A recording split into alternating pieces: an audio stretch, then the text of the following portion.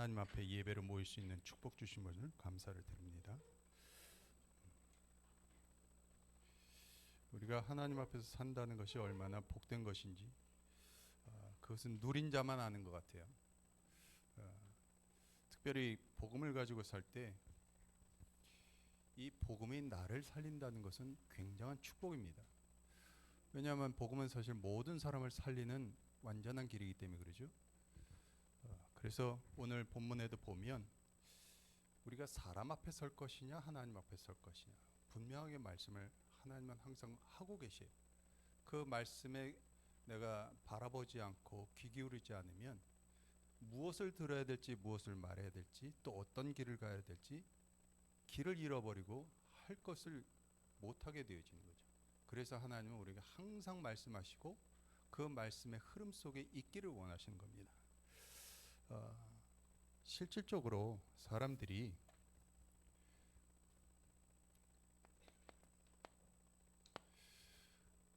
하나님이 없어서 실패를 합니다. 실패는 세상에서 일이 잘못됐다고 해서 얻어지는 것이 실패가 아니라 하나님 없는 자체가 실패가예요.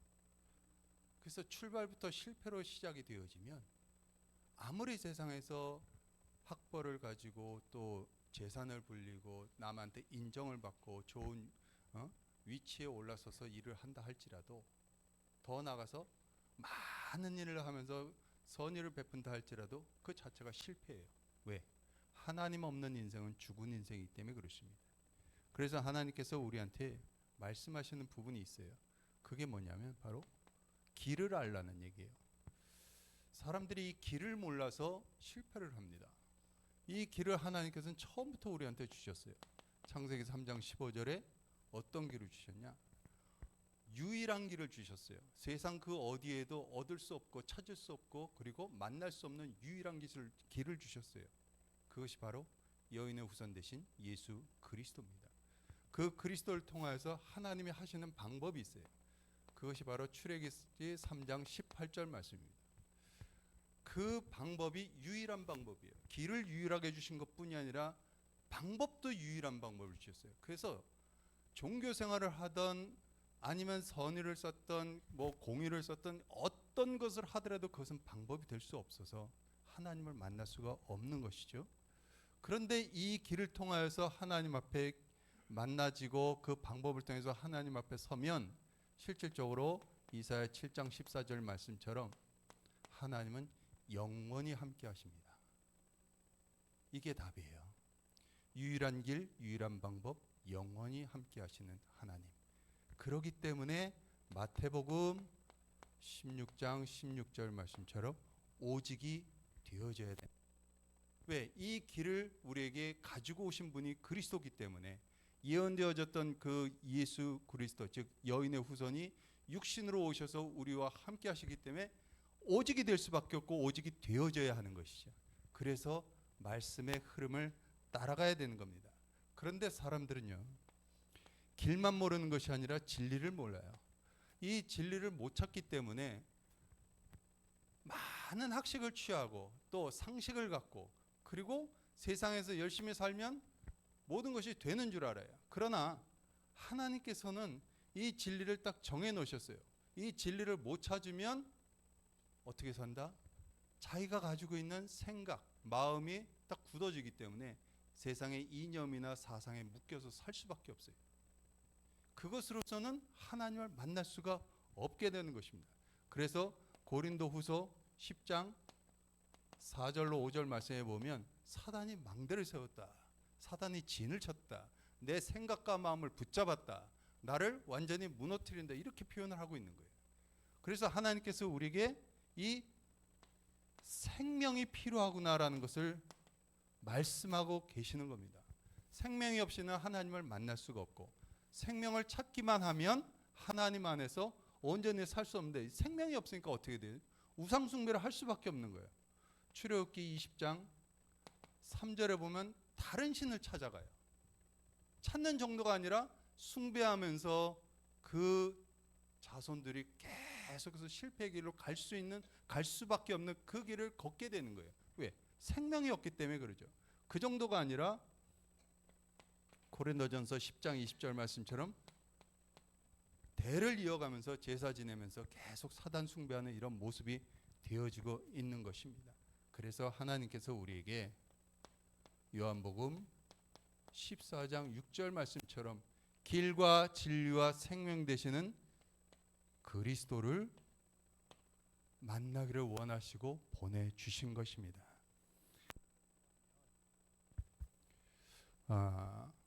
실질적으로 우리가 알아야 될 부분이 있어요. 그 뭐냐? 복음입니다. 복음은 우리가 표현할 때는 복음이죠. 왜? 복된 소식을 들으니까.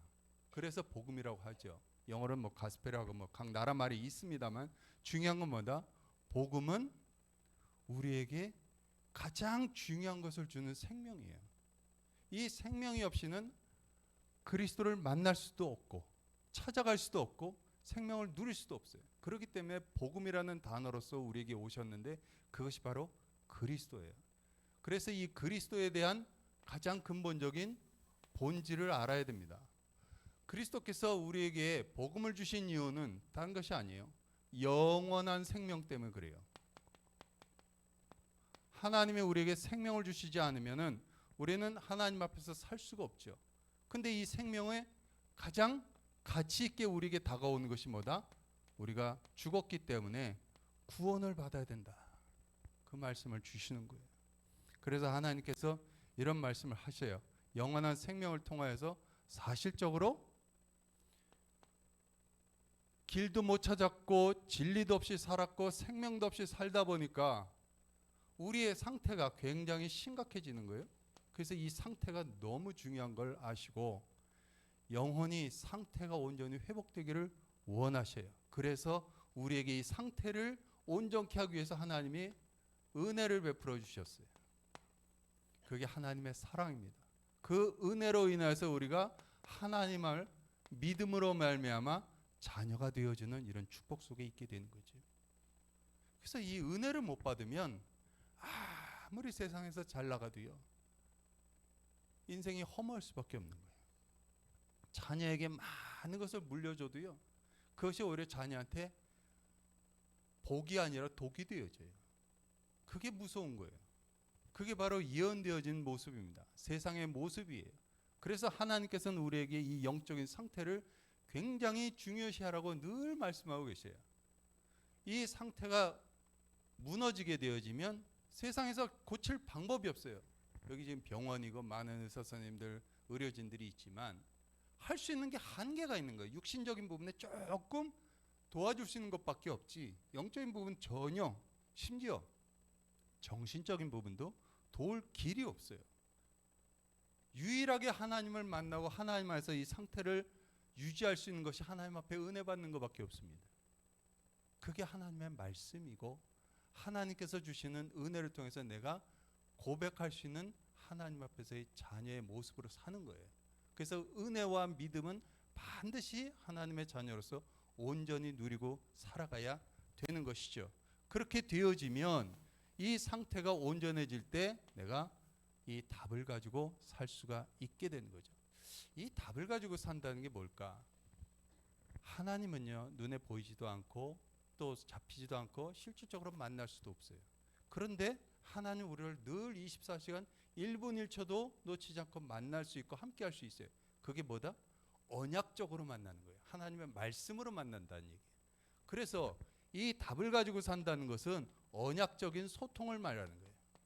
언약적 소통 속에서 하나님과 24시간 언제든지 만날 수 있어요. 내가 힘들 때나 아플 때나 어려울 때나 고통당할 때나 심지어는 환난이나 시험을 당하거나 어떤 상황에서도 만날 수 있는 게 언약이에요. 그래서 언약을 붙잡아야 되는 겁니다. 이 언약을 가지고 하나님하고 소통하는 자는요 절대로 망할 수가 없어요.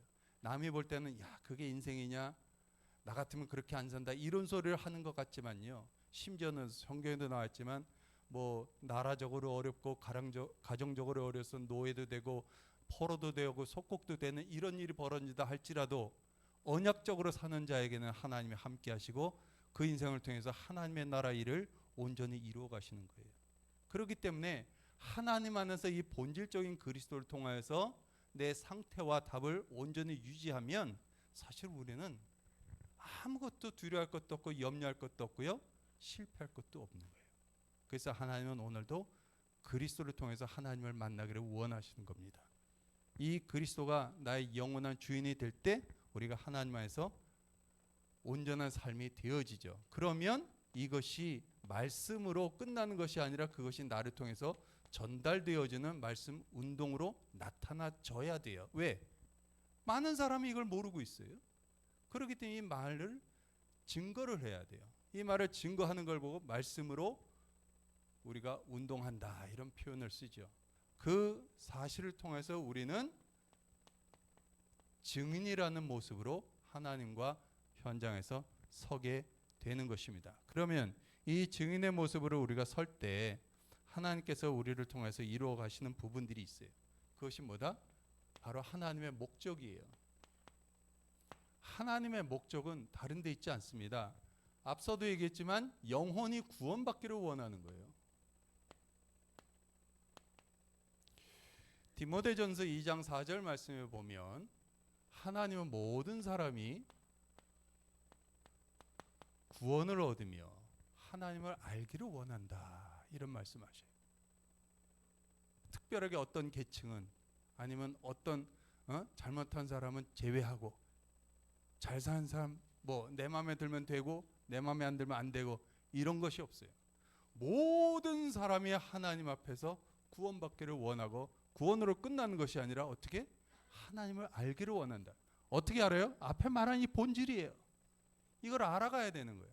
이걸 알고 누리는 게 그게 하나님께서 우리에게 주신 축복입니다. 그 축복을 못 누리니까 하나님을 만났음에도 자꾸 자기 것으로 세상 것으로 하고 싶은 대로 자꾸 살아가는 모습이 나오는 거예요. 그래서 하나님께서 우리에게 이 디모데전서 2장 4절 말씀처럼 우리에게 관계를 맺으시는데 그걸 보고서 언약 관계라 그래요. 하나님 안에 있을 때 하나님을 아는 지식으로 우리에게 축복해 주시고 또 그 안에 있을 때 우리에게 하나님의 일을 할 수 있도록 파수꾼의 사명을 감당할 수 있도록 은혜를 주시고 더 나아가서 실질적으로 하나님께서 이 하나님의 그 복음을 통해서 이루어 가시는 일들에 대한 예배를 누릴 수 있도록 하나님이 함께 하시는 거예요. 저는 예배에 대해서 참 어릴 때부터 좀 많은 생각을 해봤어요. 도대체 예배가 뭘까? 어떻게 표현을 해야 될까? 예배를 통해서 내가 어떻게 살아야 될까? 뭐 신학적인 얘기도 할 필요도 없고요. 또 설명할 필요도 없고요. 저는 제 나름대로 결론을 내린 게 제가 60여 년을 신앙생활 해오면서 결론을 내린 게 예배는 한마디로 하나님 처음부터 정해놓으신 창조적 원리다. 그렇게 저는 그렇게 정해버렸어요. 왜냐하면 성경을 보니까 하나님이 창조하시고 하나님의 형상대로 나를 만드시고 하나님의 나를 자녀 삼으셔서 모든 만물을 다스릴 수 있는 그런 어마어마한 축복 속에 함께 하시고 인도하시는데 그분 앞에 내가 할 것은 하나밖에 없더라고. 예배. 이게 원리구나. 창조적 원리구나. 답이 딱 나오더라고요. 저한테는. 그래서 저는 예배 그러면 창조적 원리 이렇게 생각을 해요. 이 창조적 원리이기 때문에 안 할 수가 없어요. 왜? 제 삶의 근본이기 때문에 그래요.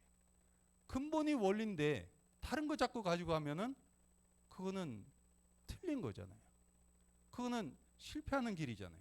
그렇기 때문에 하나님 앞에서 온전한 원리인 예배를 통해서 하나님을 만날 수 있는 그런 길을 가고자 합니다. 여긴 뭐가 필요해요?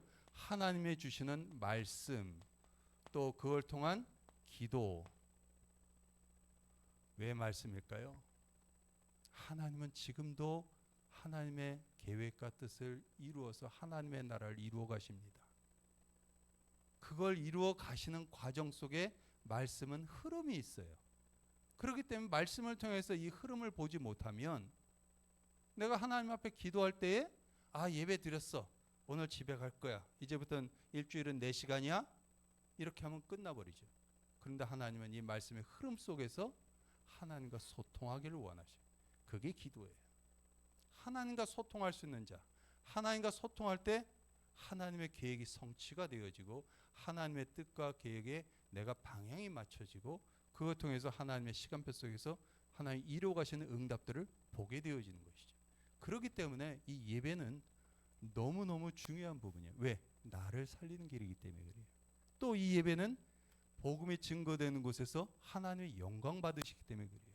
그래서 이 예배는 언제든지 우리는 아유 또 예배야 이런 얘기가 아니라 항상 감사할 수 있는 그런 모습이 돼야 됩니다. 이걸 보고 신앙 고백이라고 그러죠. 그래서 여러분 모두가 다 하나님 앞에 예배로서 신앙 고백이 되시기를 주 여러분을 축원합니다. 그렇다면 이걸 통해서 우리가 할 게 뭐다? 바로 회복해야 될 부분이 있는 거예요. 예배를 드리는 것만으로 끝나는 것이 아니라 예배가 회복이 된다는 것은 이게 바로 하나님 중심, 내가 무엇 중심으로 살고 있느냐, 하나님 중심이 되어야 되는 거예요. 아까 말씀드렸다시피 기도가 하나님과 소통하는 것처럼 하나님과 소통이 돼야 돼요. 중심은 가지고 있는데 소통이 안 된다, 불통이 된다. 그러면 답답한 게 누구겠어요? 내가 답답한 거야. 내 길이 막히는 거예요. 하나님은 준비해 놨는데 내가 못 가니까 그 여정을 통해서 하나님이 준비한 이정표를 못 세우니까 내가 불통이 되기 때문에 결국 내가 힘든 거예요. 그래서 하나님의 중심 속에서 하나님과 소통이 되어져야 되는 것입니다. 그러면 어떻게 하세요? 인도하셔요. 이게 하나님의 방법이에요. 얼마나 쉽습니까? 나는 하나님 중심으로 소통하고 인도를 받으면 그러면 내 영혼은 마음껏 누려지는 거예요. 행복해지죠. 평안하죠. 그래서 하나님께서 우리에게 이 답을 주시는 거예요. 그런 가운데 세 번째에 어떤 것을 우리에게 원하시느냐? 길을 가라. 앞에도 길을 얘기했지만 이 길은 앞에 길은 하나님을 만나는 길이었다면 이 길은 어떤 길이다? 하나님에 대한 내 자신의 결단입니다. 어떤 결단이 필요할까요? 이 땅을 보니까 세상을 보니까 온갖 재앙이 난무합니다. 이 재앙을 어떻게 막아야 됩니까? 이 재앙을 막고 살릴 수 있는 그 결단을 하기를 원합니다. 이 결단 속에 있어야 돼요. 그래야 하나님께서 내게 복음을 통하여서 온전한 결론을 갖게 하세요. 왜냐하면 결단과 결론은 같이 가는 건데 이 결단이 안 되거나 결론이 안 나지면 사실은 굉장히 어렵습니다. 왜냐하면 결론은 사실 그리스도로 결론이 나져야, 즉 오직 그리스도가 되어져야, 그래야 그리스도를 통해서 유일하게 주시는 그 응답을 받게 되는 거고 하나님 또 새롭게 해나가시는 재창조를 보게 되는 이런 과정이거든요. 결론은. 그러니까 결론은 끝이 아니라 사실은 시작인 거예요. 근데 이 시작이 어디에서 온다? 이 결단 속에서 오는 거예요. 그러니까 이것은 항상 같이 가져요. 그럼 바꿔도 돼요. 결론이 먼저 내려졌으면 결단이 방향이 맞춰져서 내 자신의 자세가 되어지고 규모가 되어지고 그리고 시작이 되어지고 이렇게 되어지거든요. 그러니까 엎어치나 매치나 같이 가지는 거예요. 이런 속에서 하나님께서 우리한테 원하시는 세 번째가 뭐냐면 이 복음을 누리기를 원하셔요.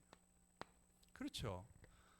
모든 일을 다 해놓고 내가 그걸 다 엎어버리면 세상 말로 공동탑이 무너지는 거잖아요. 근데 하나님은요, 우리가 무너지게 하질 않으셔요. 복음은 항상 나에게 주어져 있기 때문에 하나님은 이 복음으로써 내 자신이 온전히 승리할 수 있도록 주님께서 힘을 주시고 함께하고 계시는 겁니다. 그래서 이 복음을 누리는 걸 보고서 평안이라 그래요. 또 기쁨이라 그래요. 또 행복이라 그래요. 순서는 상관이 없습니다. 왜? 다 찾아오니까. 다 내게 주어졌기 때문에. 그래서 기도할 때도 평안하고 무슨 일을 할 때도 감사하고 예배할 때도 항상 기쁘고 이런 것들이 계속 반복이 되어지는 거예요. 그렇기 때문에 하나님께서 우리에게 주신 이 복음의 누림은 정말 뭐 누가 시켜서 하는 것이 아니라 내게 주는 은혜를 통해서 마음껏 샘솟듯이 넘쳐나지는 그 응답의 축복을 누려가야 되는 것입니다. 그러면 하나님이 이런 자에게 무엇을 주시느냐? 영적인 힘을 주셔요. 그렇죠. 우리가 육적으로도 밥을 먹어야 살 수 있는 것처럼 영혼은 영적인 힘을 가지고 살아야 돼요. 그게 오늘 본문 말씀이에요. 혹시 띄워줄 수 있나요? 네. 본문 안 계시는구나. 그러면 제가 잠깐 다시 한번 읽어가면서 하겠습니다. 혹시 성경 표시여도 괜찮고요.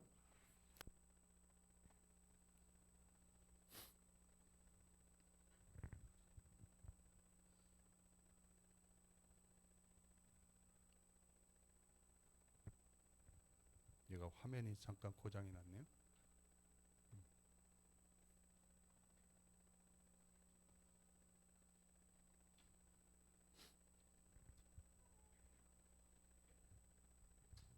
네, 됐습니다. 네, 다 열렸어요. 자, 6절에 보니까 눈가림만 하여 사람을 기쁘게 하는 자처럼 하지 말고, 누구를 기쁘게 하지 말라고요? 사람을 기쁘게 하지 말라. 그러면서 이어서 그리스도의 종들처럼 마음으로 하나님의 뜻을 행하고, 하나님의 뜻을 행하라 그랬어요. 하나님의 뜻을 어떻게? 7절에 마음으로 기쁜 마음으로 섬기기를 주께 하듯 하라. 우리가 주님 앞에 기쁜 마음이 된다는 것은 사실은 어려운 것 같지만 쉽습니다. 방향만 맞추면 돼요. 내 중심만 가지고 있으면 돼요.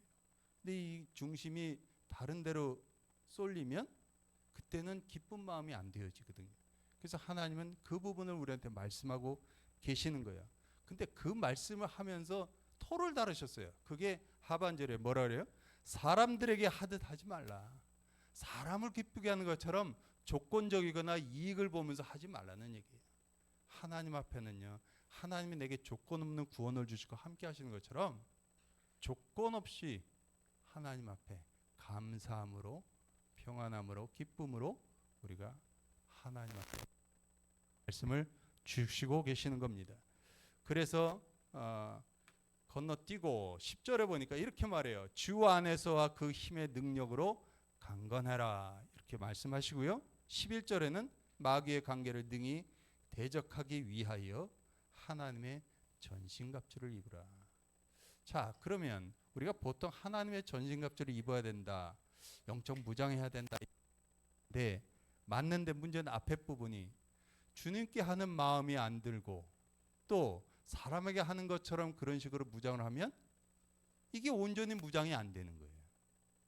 그래서 성경을 볼 때는 띄엄띄엄 보는 것이 아니라 문맥을 전체적으로 볼 줄 알아야 돼요. 하나님이 이 말씀하시는 데 있어서 어떤 자세, 어떤 마음이 필요한지가 중요합니다. 그런 마음들을 우리가 가지고 갈 때 하나님께서 주시는 부분들을 누릴 수가 있죠. 그러면서 12절에 이렇게 말하죠. 우리의 씨름은 혈 것이 아니요 통치자들과 권세들과 이 어둠의 세상 주관자들과 하늘에 있는 악의 영들을 상대하기 위함이라. 그러니까 목표는 분명해요. 영적 싸움입니다. 왜? 영의 사람으로 거듭났기 때문에. 그렇다고 하면 영의 사람으로서의 삶을 살기 위해서는 뭐가 필요하다? 하나님께 먼저 서야 된다는 얘기. 그리고 그 중심을 가지고서 무장을 해야 된다는 것이고, 그동안 사람을 대하듯 하는 것처럼 그렇게 하는 것과는 싸워야 된다는 것이고, 온전하게 분별해서 영적 싸움을 해야 된다는 얘기예요. 이래야 앞에 말한 것처럼 이념이나 사상이나 나의 생각이나 마음에 내가 걸림돌이 되질 않아요. 이렇게 걸림돌이 되어지면 우리는 무너질 수밖에 없습니다. 그래서 하나님은 우리한테 말씀하시는 부분이 바로 이런 부분들이에요. 그렇다고 할 때에 이 속에서 우리가 무엇을 찾아야 되느냐? 하나님의 절대를 찾아야 돼요. 하나님의 절대. 하나님의 절대를 어떻게 찾냐? 하나님을 아는 것입니다. 하나님이 도대체 어떤 분이냐? 찾아가야 돼요. 하나님이 존재하시거든요.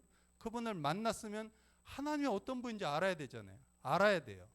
그리고 누려야 돼요. 아는 것으로 끝나면 소용이 없죠.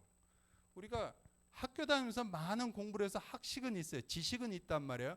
알아요. 근데 그것을 써먹지 못하면 그건 누리는 게 아니잖아요. 그와 마찬가지로 하나님을 우리가 만나서 자녀라면 말씀도 들을 줄 알고 예배도 드릴 줄 알고 기도도 할 줄 아는데, 문제는 하나님과 소통이 안 되는, 이 누림이 안 된다 그러면 소용이 없는 거죠. 그래서 하나님은 우리한테 절대 속에서 하나님을 알고 누리고 그분을 말하기를 원하셔요. 증인되기를 원하시는 거예요. 그래서 알고 누리고 전달하기를 원하시는 절대 속에 있어야 돼요. 그러려니까 하나님의 어떤 분을 계속 우리는 찾아가야 돼요. 어떤 한 단어로 표현할 수가 없는 거예요. 왜? 하나님은 무한하신 분이잖아요. 무에서 유를 창조하신 분이잖아요. 그 어떻게 시공간을 우리가 초월해서 그분을 다 알 수 있어요? 그럼에도 불구하고 계속 알아가고 누리고 증거하고 이래야 되는 거예요. 그걸 보고 시공간 초월의 체험이라고 그러죠. 그래서 하나님 앞에서 우리의 삶이 온전해져야 됩니다. 그렇게 되어지면 우리는 하나님의 나라를 이루어 가게 됩니다. 어떻게 해요? 성령의 인도를 받고 성령의 역사를 따라서 성령께서 열매 맺으시는 것을 보시면서 우리가 걸음걸음마다 하나님의 시간표를 따라서 가게 되면 하나님은 때로는 문도 열고 때로는 사건 통해서도 사람을 통해서도 하나님이 행하시는 일들을 보고 계속 갈 수 있도록 인도해 가시는 겁니다. 그러면 이런 것들을 할 때 최종적으로 우리가 알아야 될 게 뭐냐? 결국 보세요. 복음으로서 길을 안내해주고 만날 수 있는 은혜를 주시죠. 그럼 그 속에서 이 복음의 본질이 뭐고 그거에 대한 목적과 그리고 나아가서 복음을 어떻게 가지고 살아야 되는지 신앙생활 모습까지 우리에게 주신단 말이에요. 그럼 이것이 결국은 하나님을 모르는 자에게는 하나님을 만날 수 있는 길이 되지만 하나님을 만난 자로서는 뭘 해야 될까요? 나를 살리게 되어야죠.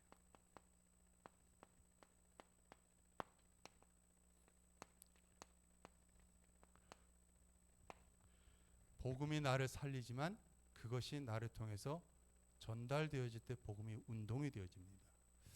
저는 시대에 자꾸 사건들이 크게 일어나는 걸 보면 참 안타깝기도 하고 그리고 하나님의 시간표가 점점 가까워지는 걸 계속 생각하고 기도하게 되어져요. 다 마찬가지겠지만 그럴수록 우리 할 일은 뭐예요?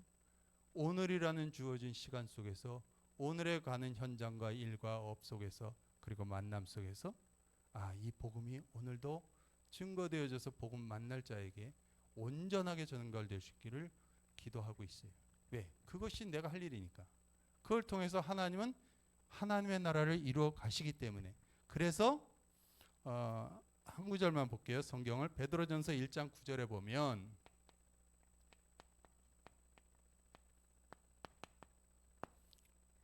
이런 표현을 합니다. 믿음의 결국은 영혼 구원이다. 우리의 믿음이 방향에 맞아야 되는데 그 방향이 영혼 구원입니다. 그것이 안 되어지면 사실은 하나님과의 관계가 멈춰 있는 거예요. 그래서 현장을 봐야 되는 거고 현장을 살려야 되는 거고 그리고 현장을 놓고서 끊임없이 우리가 전 세계 현장을 보고 기도하는 겁니다. 237, 5천 종족. 더 나가서 미래를 보면서 영원한 하나님의 나라를 보면서 해야 되는 것이 그게 바로 복음 운동이에요. 그래서 우리는 우리 현장에서 갈급한 자, 중성된 자, 사명자들을 찾고 힘을 주고 답을 주고 세우고 파송하고. 왜? 그들이 또 살려야 되니까. 이런 일들을 진행해 나가는 것입니다. 그 속에는 분명히 하나님의 시간표도 있지만 하나님 준비하신 것이 있거든요. 그 준비를 따라서 우리는 하나님이 어떻게 일해 나가시는지 우리는 그걸 표현을 하나님이 일해 나가신 걸 응답이라고 표현하거든요. 근데 사실 응답은 받는 것이 아니라 하나님이 행하시는 걸 보는 거예요. 그 응답을 보고 가는 그 시간표 속에서 하나님의 나라가 이루어져가는 복음 운동이 어떻게 된다고요? 나를 살리게 돼요. 내가 힘이 나는 거예요. 내가 가장 행복해지고 가장 풍성해지는 시간이 복음 운동하는 시간이 되어지는 거죠.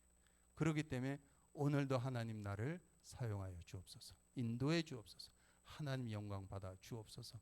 이게 항상 고백이 되어져야 되는 것이죠. 그렇다면 말씀 붙잡으시기 바랍니다. 하나님과 포럼하는 소통이 되시길 바랍니다. 그 속에서 하나님의 말씀이 증거되는 증인으로 서시기를 주의 이름으로 축원드립니다. 기도하겠습니다. 하나님 감사합니다. 예수가 그리스도 되어 주시고 성령으로 지금도 함께하여 주셔서 감사를 드립니다. 나를 구원하고 함께 하시는 그 은혜 속에 있기에 오늘 제가 할 것도 하나님 감사합니다. 사랑합니다. 함께함에 기쁩니다. 평안합니다. 고백밖에 없습니다. 그렇기 때문에 오직으로 하나님과 동행하길 원합니다. 우리 한빛 병원 아르티스를 통하여서 모인 모든 하나님의 복음 가진 제자들을 통하여서 이 복음이 필요한 현장에 하나님의 나라가 오늘도 성취되게 하시고, 나아가 경주와 경북, 대한민국과 전 세계에 살아날 수밖에 없는 하나님의 그 일을 마음껏 감당할 수 있도록 응답하시고 역사하여 주옵소서. 예수 그리스도의 이름으로 기도합니다. 아멘.